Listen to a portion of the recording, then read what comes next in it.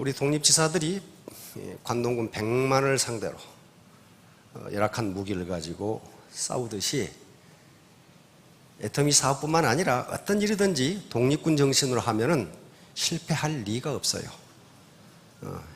친일파식으로 하면 실패. 자본 생산성 소득입니다. 이게 높은 소득을 위해서 여기 오셨는데 소득이 높으려면 생산성이 높아야 됩니다. 생산성이 높으려면 자본이 있어야 돼요. 자본. 그런데 오늘날 지식정보화 시대의 자본은 돈을 자본이라고 하지 않습니다. 국가적 차원에서는 돈은 자본이 아니에요. 개인의 입장에서는 돈은 자본입니다. 그러나 국가 차원에서는 돈을 자본으로 계산하지 않습니다. 왜 그러겠어요? 국가 차원에서는 돈이 자본 아니에요. 만약에 돈이 자본이라면 자본이 없는 국가가 하나도 없어요. 왜? 생산 중에 가장 수지 맞는 생산이 돈의 생산입니다. 종이에다가 마구 찍어내면 돼. 그게 자본 아니잖아요. 그런데 다행히 대한민국이 찍어낸 돈을 잘 관리해 주기 때문에 개인의 입장에서는 돈이 자본화, 캐피탈라이제이션, 자본화가 된다고 이야기합니다. 10,000원짜리 꺼내서 보시면 그 지폐가 10,000원 가치가 있어요? 그거 알코올로 녹여보세요. 10,000원짜리 나오는가? 그 지폐는요 아무 가치가 없어요. 단지 거기다 만이라고 찍어서 국가가 강제 통용권을 부여한 것에 불과해요. 그러나 옛날 돈 있죠? 금화 일부는 그 녹여도 일불이 돼요. 그러나 우리 돈 10,000원짜리는 50,000원짜리 녹여보면요 엿 한 가락도 안 줘. 그거 그 페이지 몇 그램밖에 안 돼요. 그러니까 거기에 강제 통용권을 부여했을 뿐이야. 그래서 돈은 자본으로 치지 않습니다. 그럼 단지 개인의 입장에서는 국가가 관리를 해주니까 돈을 가지고 가게를 얻는다거나 강남에 상가를 산다거나 그럼 그 상가는 자본입니다. 그러니까 돈이 자본화한 거예요. 그런데 부모님으로부터 강남 상가 물려 못 받았잖아요. 그러면 우리가 가져야 할 자본은 뭔가 하는 거예요. 자, 여기서 제가 하는 얘기는 어떤 가치 판단 배제입니다. 다시 말하면 이것이 좋고 이것이 나쁘다가 아니에요. 왜냐하면 좋고 나쁜 것은 개인이 판단해야 됩니다. 사람마다 가치 기준이 다르기 때문에 어떤 사람은 좋다고 그러고 어떤 사람은 나쁘다고 그래요.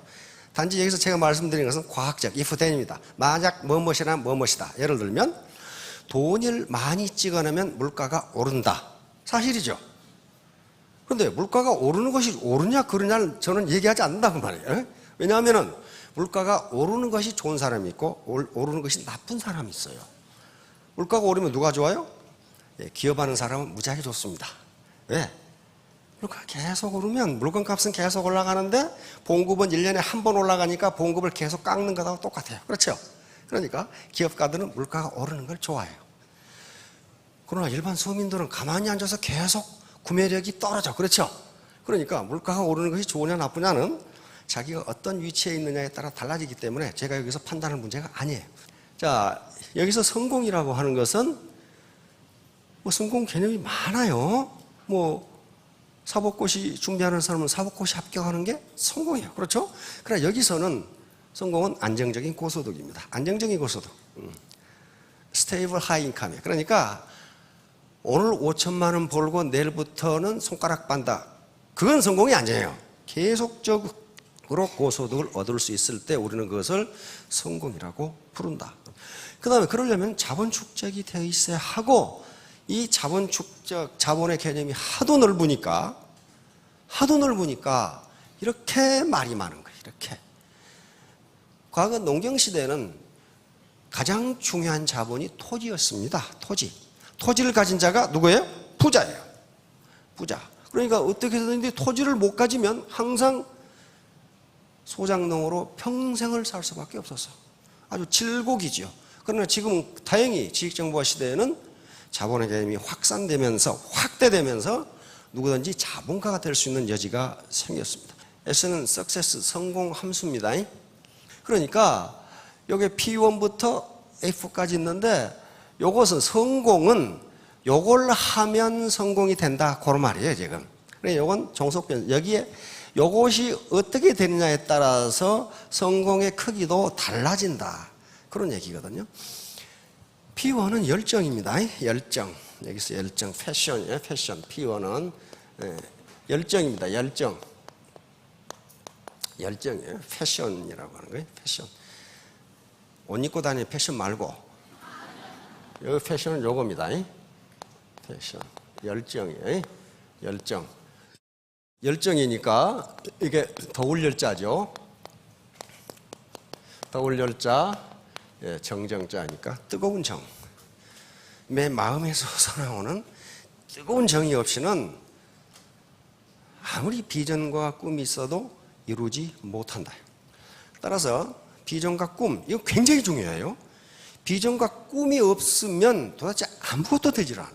아무것도. 그런데 비전과 꿈이 있다고 반드시 되느냐? 나는 의사가 돼야지. 이건 비전이죠. 비전이에요. 근데 그거 있으면, 그것만 가지면 다 의사가 되느냐? 그건 아니에요. 의과대학에 갈 수 있는 공부를 해야 돼. 그렇죠? 그러려면 그 공부가 되느냐, 안 되느냐는 열정에 달려있어요. 열정. 열정은 어디서 나오느냐? 자기가 좋아해야 돼요. 반드시 이루겠다는 어떤 간절함이 없이는 열정이 안 나와요. 어지간한 분들은 다 아셔요. 이게 뭐예요? 불광불급. 불광불급. 이 광자는 무슨 광자입니까? 미칠 광자의 제정신이 아니다. 미쳤다. 그런 말이에요. 미쳤다. 이게 불광불급. 이 급은 미칠급자입니다. 그러니까 요게 미칠광 미칠급이야. 이 미치다는 어디에 도달하다, 달성하다. 그걸 우리는 미친다. 그렇게 이야기하죠. 그러니까 요걸 우리말로 하면은 미치지 않으면 미치지 못한다. 그 뜻이에요. 그런데 요 불광불급은요, 중국 고전이나 우리 고전에 없는 말입니다. 그러니까 어떤 사람들은 고전에 없는 말을 천박하게 쓴다고 그러는데 그 사람이야말로 정신 빠진 사람이야. 말은 소통입니다. 그 시대에 말이 생겨나고 없어지고 처음에 생겨났을 때는 이상하지만 나중에 계속 쓰다 보면 그것이 의사소통의 한 수단이 돼요. 그렇죠? 몇 년 전까지만 해도 쏜다는 말이 있었어요. 내가 한턱 쏠게. 아이고, 여자 교수들이 얼마나 그거 가지고 난달복달 하면서 말이야 천박하게 쓰리 말이야 교수가 쏜단 말을 쓴다고 그러는데 지금 저도 쓰고 있어. 저도 내가 한턱 쏠게. 쏜다는 말이 그 당시 처음 생겨났을 때는 이상했어요. 그렇죠? 뭘 쏜다는 건가? 그런데 지금은 그 말을 모르는 사람이 오히려 이상한 사람이야. 그거. 말은 이렇게 시대에 따라 변한단 말이에요. 그러니까 불광불급이라는 게 우리 사회에서 생겨난 말인데 이걸 뭐라고 부르냐면 펀이라고 부른다. 펀. 이건 언어 유희, 동음 이어. 그러니까 발음은 같은데 뜻이 다른 걸 이용해서 어떤 뜻을 전달하는 방법 또는 유머나 위트를 구사하는 방법을 펀이라고 그래요. 동음 이어 언어 유희 이렇게 생각하고 꼭 동음 이어일 뿐 필요는 없지만은 그것이 한꺼번에 몇 가지 의미를 전달하기 때문에 굉장히 많이 씁니다. 소설에서도 많이 쓰고 책의 제목에서도 굉장히 많이 씁니다. 그러면 한 말을 가지고 저자는 여러 가지 뜻을 한꺼번에 전달해 버릴 수가 있어요. 그렇죠? 이걸 펀이라고 합니다. 이런 말씀을 드리면 그런가 보다 그러고 받아들이면 되는데 얼마 전에 강의 끝났는데 박사님 단어 틀렸던데요? 뭐가? 그랬더니 어째서 펀이라고 씁니까? 이 사람아 사전 찾아봐. 찾아보고 와야 돼. 이 펀은 즐겁다는 뜻이고 이건 언어 유희라는 뜻이에요. 글자가 달라. 그런데 요거까지 알았는 모양이야. 근데 저걸 모르니까 그런 얼토당토하는 소리를 또 하고 있어. 예를 들면 누가 내 취지를 옮겼을까라는 책을 쓴 스펜서 존슨 박사가 있죠. 패러다임 시프트에 대해서 가장 정확하게 쓰는 책으로 전 세계적인 베스트셀러가 됐고 우리나라의 유수의 기업들이 전부 그걸로 사원 교육을 한 책이에요. 누가 내 치즈를 옮겼을까? Who moved my cheese라는 책이에요. 그걸 쓴 분이 스펜서 존슨 박사예요. 의사이면서 베스트셀러 작가이신데 그분이 다음 탄으로 내놓은 책이 The Present라는 책이에요. 프레젠트가 뭡니까? 선물. 그래서 시중에 가면 선물 그렇게 번역이 되어 있어요. 근데 이건 스펜서 존슨 박사가 쓴 프레젠트는 펀입니다. 펀. 프레젠트에 선물이라는 뜻 말고 또 뭐가 있어요? 네? 네? 오늘, 현재. 존슨 박사는 두 가지 의미를 쓴 거예요. 당신에게 가장 큰 선물은 현재다. 그 말이에요, 지금. 이걸 더 프레젠트라고 하는데, 우리는 번역을 선물 그래버리니까, 그러면 선물 속에는 현재라는 의미가 없어요. 그렇죠? 그러니까 영어의 펀을 우리말로 번역하기가 매우 어려워요. 왜요? 그냥 밋밋해. 그러나 미국 사람들은 더 프레젠트 그러면 선물, 현재. 현재가 제일 좋은 선물이라네? 이렇게 딱 이해해버리 말 하나 가지고 그 다음에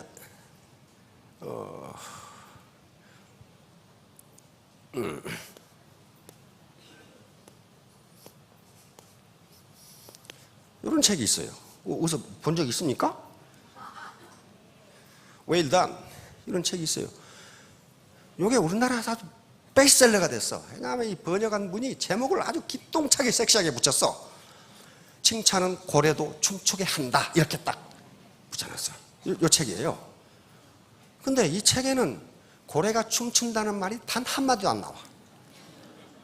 이게 영어 펀이에요. 펀인데 이걸 우리말로 전달할 방법이 없어. 이건 그대로 번역하면 고래 너 잘했어 그 말이거든. 근데 칭찬은 고래도 춤추게 한다 그러면 팔리는데 고래 너 잘했어 그러면 누가 그걸 사봐? 누가 그걸 사보냐고. 이 책 원서에도 댄스란 말은 단 한마디도 없어요. 근데 그걸 그렇게 번역한 거예요. 이건 무엇에 퍼느냐 하면은 웰단의 펀이에요. 이게 발음이 비슷하거든. 웨일단이나 웰단이나. 웰단은 우리가 양식집에 가면은 소고기를 잘 익혀줄까요? 웰단, 미디엄, 레어 그러죠? 잘 익혀준 걸 웰단, 중간 익힌 걸 미디엄, 피가 질질 흐르는 걸 레어 그런단 말이야. 그러니까 또 웰단은 상사가 부하를 칭찬할 때, 엄마가 아들을 칭찬할 때 아이고 잘했네 그 말이에요. 그러니까 요걸 이 펀으로 쓴 거예요. 근데 우리말에는 펀이 더 많아요. 왜 그러냐면은 우리는 한자어를 씁니다. 그렇죠? 한자어는 음이 있고 훈이 있어요. 훈은 뜻이라는 말이에요. 천지, 그 말은 음이고 하늘과 땅, 그걸 훈이라고 부릅니다. 천지는 하늘과 땅이죠. 근데 우리 조선시대, 좀 고조선 시대에도 현재 우리말이 있었단 말이에요. 있었잖아요. 조금 변하긴 변했지만 그대로 있었어. 세종대왕이 훈민정음 원문에 해제에 뭐라고 돼 있어요? 나란 말씀이 중국에 달라. 그렇게 나오죠. 같잖아요. 어린 백성이 제 뜻을 실어 펴지 못할 놈이 아니라 내 일을 어여삐 여겨 28글자를 망가노니 딱 똑같잖아요. 세종대왕이 쓰던 말씀이나. 그러니까 한자 음이 있고 한자 훈이 있고 우리 한글이 있고 그 다음에 뭐까지 있었어요? 이두까지 있었어요. 이두. 그렇죠? 이두까지 있었기 때문에 아주 펀이 풍부해요. 우리말이. 펀이 풍부하다고. 풍부해요. 예를 들면 이런 겁니다. 펀이. 그러니까 음은 같은데 다른 뜻으로 해석할 수 있는 걸 써서 의사전달을 하는 걸 펀이라고 그런단 말이에요. 자, 이와 같이 패션, 열정은요. 열정은 미쳐야 됩니다. 미치지 않으면 미친다는 것은 곧 뭐냐 하면은 그것을 좋아한다는 의미예요. 좋아한다. 좋아하는 것에서 그치지 않고 어디까지 가야 되느냐? 즐기는 것까지 가야 돼. 즐기는 거. 즐기면은요, 그 미치게 돼 있어요. 지금 자녀들 중에 그 컴퓨터 게임 그 미친 애들이 있어. 그건 좋아한 단계를 넘어섰어요. 그렇죠? 좋아한 단계를 넘어서서 즐기는 단계로 넘어간 거예요. 그러니까 거기에 빠지는 거지. 그게 싫은데 어떻게 하루 종일 거기 앉아 있냔 말이에요. 마찬가지예요. 지금 이 애터미 사업을 즐기지 않으면 이렇게 더운 날 여기 앉아 계실 이유가 없어요. 지금 더 죽겠거든. 저도 지금 더 죽겠어요, 지금. 그래서 그 말이 어디가 있냐면 논어에가 있어요. 논어에가 지지자, 그러니까 뭘 아는 사람은, 뭘 알고 있는 사람은 불여 호지자. 그것을 즐기는 자만 못하고, 애터미 사업에서 알고 있는데 그것을 좋아하는 사람만 못하고, 단지 안다는 것으로 끝난 것이 아니라, 오늘 나오셨다가 다음 주에 안 나오신 분에서 나 다 알아. 들어보니까 다 알겠거든. 이게 지지자, 아는 자는 아는 것은, 것이라고 해석이 됩니다. 불여 호지자, 좋아하는 것만 못하고, 호지자,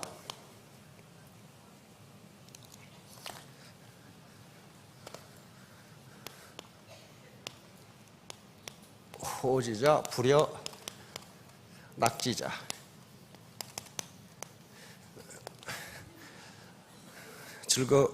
좋아하는 자는 즐기는 자만 못하다. 그러니까 즐기면은 힘이 들지를 않아요. 힘이 들지를 않아요. 이게 패션이에요. 패션. 이게 훈련 학습이 왜 필요한가? 여기서 훈련 학습은요, 요 열정은 우리 애터미 용어로 치면 마음 공부입니다. 이 마음이에요. 마음. 태도. 애티튜드예요. 애티튜드. 태도. 마음. 마음에 열정이 없으면요, 아무것도 못해요. 학습은 요건 애터미에서는 세 가지로 이야기합니다. 머리 공부, 마음 공부, 몸 공부예요. 그런데 학습은 됩니다. 된다고요. 우리가 산업을 1차 산업, 2차 산업, 3차 산업으로 가릅니다. 1차 산업이 무슨 산업이에요? 농림업을 1차 산업이라고 그래. 농업, 임업, 어업. 다시 말하면 자연으로부터 재화를 채취하는 행위, 이거 1차 산업을 해. 바다에 고기를 잡는 건 지가 고기를 기른 것이 아닌데 이걸 생산이라고 본다, 그런 말이에요. 알겠죠?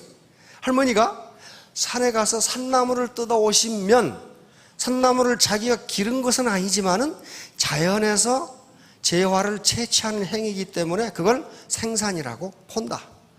알겠죠? 자연으로부터 재화를 채취하는 행위. 그러면 땅속에 든 석탄을 캐는 행위도 뭐예요? 생산활동이에요. 생산활동. 두 번째는 그런 재화를 가공하고 변형해서 새로운 재화를 만드는 행위, 이것도 생산이라고 본단 말이에요. 나무를 가지고 가구를 만들었다. 그 사람 나무 만든 거 아니에요. 있는 재화를 변형하고 가공하고 해서 새로운 재화를 만들었다. 그것도 생산이라고 본다. 세 번째는 서비스의 창출. 이걸 생산이라고. 이게 아주 가장 큰 거야. 이제 서비스의 창출. 예를 들면 운수산업, 자동차 지가 만든 것도 아니야. 그런데 운전을 했다는 것 자체가 뭐예요?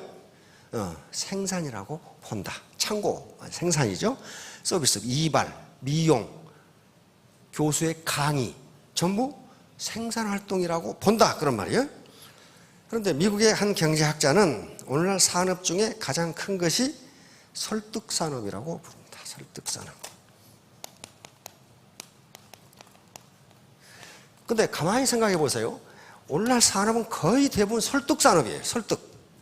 애터미 무슨 산업이에요? 설득산업이에요. 우리 물건이 좋아요. 여기 오시면 돈 벌 수 있어요. 가입하세요. 그 사람이 설득을 안 당하면 어떻게 돼? 못하는 거야. 너나 써라, 너나 가입하라. 그러면 안 되는 거예요. 전적으로 그 학자가 연구한 바에 따르면 전적으로 모든 시간을 설득에 투입하는 사람. 각 기업의 홍보실. 그렇죠? 그 다음에 학교의 교수. 보험 외판원. 그렇죠? 보험 외판원. 모든 광고는 전부 설득산업이에요. 이게 좋습니다. 이걸 사세요. 설득산업. 그런데 점점 산업이 서비스화해 갑니다. 1차 산업, 2차 산업도 서비스화 되지 않으면 이제 산업 자체가 안 돼요. 그러니까 점점 산업이 서비스화 돼가고 있단 말이에요. 1차, 2차 산업도 서비스와 결합하지 않으면 그 산업은 살아남을 수 없다. 그렇게 되니까 어떻게 되냐? 거의 모든 사람이 설득 산업이에요. 하루 종일 나오는 광고는 뭐 하는 거예요? 소비자 설득하는 거예요. 우리 거 이렇게 좋습니다. 이거 사죠, 이거 사죠. 패션도 뭡니까? 전부 설득이에요. 그냥 날씬한 애들 갖다가 옷 입혀놓으면 자기 몸은 생각 안 하고 그건 입으면 이쁠 것 같으니까 막 사는, 그게 설득당한 거란 말이에요. 그러면 전형적인 설득 산업이 네트워크 마케팅이에요. 이게 파트너 설득 못해서 사업자로 진입시키지 않으면 자기에서 끝날 수가 있어. 물론 소비자를 설득하는 것도 설득이지만은 그 중에 사업자를 설득해야 자기가 뻗어나갈 수 있어요. 그렇죠? 설득. 그러면 이놈의 설득으로 어떻게 할 거냐 하는 거야. 이놈의 설득을 어떻게 할 거냐. 여기 지금 오신 분 중에 복날 개 끌려오신 분도 계시지만은 그럼에도 불구하고 설득을 당한 거예요. 그렇죠? 설득을 안 당한 사람은 여기 안 오셨어. 너나 해라, 너나. 그러고 안 오셨단 말이에요. 설득을 당했기 때문에 왔어요. 근데 통상 설득, 아리스토텔레스라는 분 기억하시죠? 아리스토텔레스. 지금부터 한 2400년 전 분입니다. 그 양반이, 아리스토텔레스 플라톤의 제자죠? 플라톤은 소크라테스 밑에서 말이에요. 지금부터 2300년 전에 아리스토텔레스가 수사학, 레토릭이라는 책을 써놨어요. 수사학이라는 게 뭐냐면은 아리스토텔레스가 쓴 책인데 어떻게 사람을 설득할 것인가. 왜냐하면 그 당시 그리스는 민주정치예요. 민주정치에서는 내 의견이 옳다는 것을 국민들을 설득해야 돼. 그렇죠? 내 정치 방식이 옳다는 걸 설득해야 돼. 그리고 그 당시는 소송을 하면은 소송 당사자가 자기 변론을 해야 돼. 네가 왜 소송했느냐. 그래서 그 변론에서 판사를 어떻게 해야 돼? 설득해야 돼. 내 말이 맞다는 걸. 그러니까 수사학이 딱 나올 수밖에 없어요. 근데 아리스토텔레스는 수사학에서 이건 학습과 훈련에 의해서 발전할 수 있다. 이렇게 써놨어요. 설득 기술이 학습과 훈련에 의해서 발전할 수 있다. 그런데 이런 사례가 얼마든지 있어요. 예, 아리스토텔레스는 말더듬이였어. 말더듬이가 자기 훈련을 통해서 수사학이라는 책을 쓰고 플라톤이 세운 아카데미아에서 20년 이상 교수를 했다고. 그리고 자기가 다음에 아카데미를 세워서 거기서 또 교수를 했어요. 말더듬이가. 휘랍 최고의 웅변가는 데모스테네스라는 사람입니다. 데모스테네스. 그 사람은 말이 어눌하고 말더듬이고 숨이 차가지고 말을 못하고 그런 사람이에요. 근데 휘랍 그리스 최고의 웅변가가 됐어요. 왜? 훈련에 의해서. 자기 훈련과 아리스토텔레스의 수사학을 보고 훈련을 한 거예요. 그럼 이제 궁금하시죠? 아리스토텔레스가 설득의 3가지 수단 탁 해놨는데 지금도 모든 학자들이 맞네, 맞아. 거기서 더 나가지도 않고 더 추가하지도 않아. 그 3가지야. 설득의 3가지 수단 그래가지고 해놨어요. 첫째가 로고스.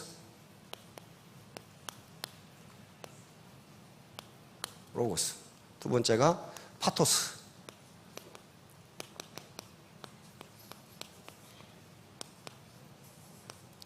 세 번째가 에토스.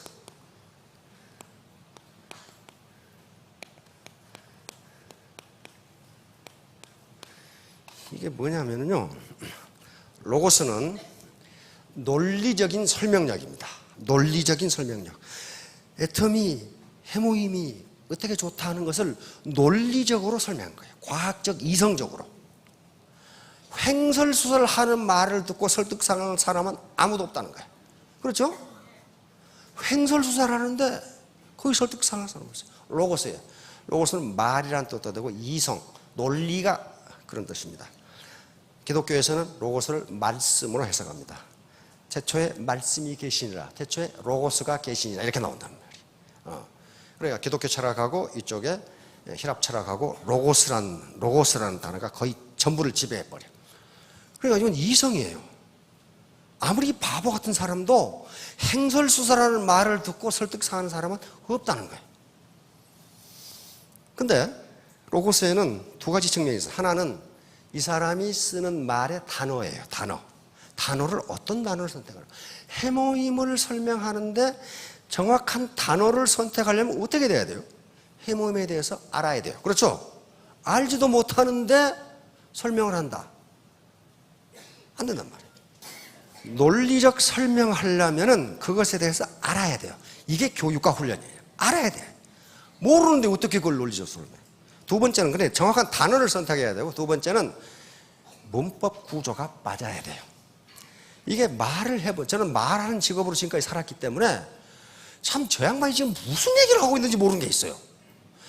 단어는 고상한 걸 선택하는데 주어하고 동사하고 토시가 안 맞아. 그런 사람 있어요. 학자들도 많아요. 학자들도 대단히 이 사람이 지금 무슨 말을 하려고 이 말을 써놓은 거야. 그런 게 많아. 근데 아무도 그걸 지적해주지 않습니다. 그냥 외면해버려요. 그러니까 못 고치는 거예요, 자기는. 그러니까 로고스는 뭐예요? 파트너를 설득하려면 먼저 논리를 갖춰야 된다는 거야. 과학적 논리. 허풍이라든가 거짓말 가지고 설득되는 그런 바보는 없다는 거예요. 바보는 없다는 거예요. 파토스는 감성적으로 영향을 주는 거예요. 그래, 감성적 교류예요. 인간은 이성에 움직이는 것보다는 감성에 의해서 움직이는 게 훨씬 크다는 거예요. 그러니까 상대방이 지금 어떤 감정을 가지고 있는지를 말을 하는 자는 빨리 파악해야 된다고 아리스토텔레스는 이야기합니다. 그 감정에 어긋나는 얘기를 해버리면 아무리 논리적이라도 안 듣는다는 거예요. 그러니까 이 사람이 지금 즐거운 상태인지 불안한 상태인지, 시간이 있는 건지 없는 건지, 그걸 파악해서 감정의 교류를 해야 된다는 게 파토스예요. 요게 아까 패션, 열정의 어원이 파토스입니다. 파토스예요. 열정, 정념이에요. 정열. 상대방이 지금 어떤 생각을 하고 있는지를 모르고 거기다가 얘기해버리면 안 된다는 거예요. 상대방의 감정을 자극하지 마라. 특히 자존심을 건드리면 돌 붙여도 돌아선다고 그러죠. 자존심은 절대. 에토스는 화자, 말을 하는 사람의 인격에서 우러나오는 신뢰감이에요.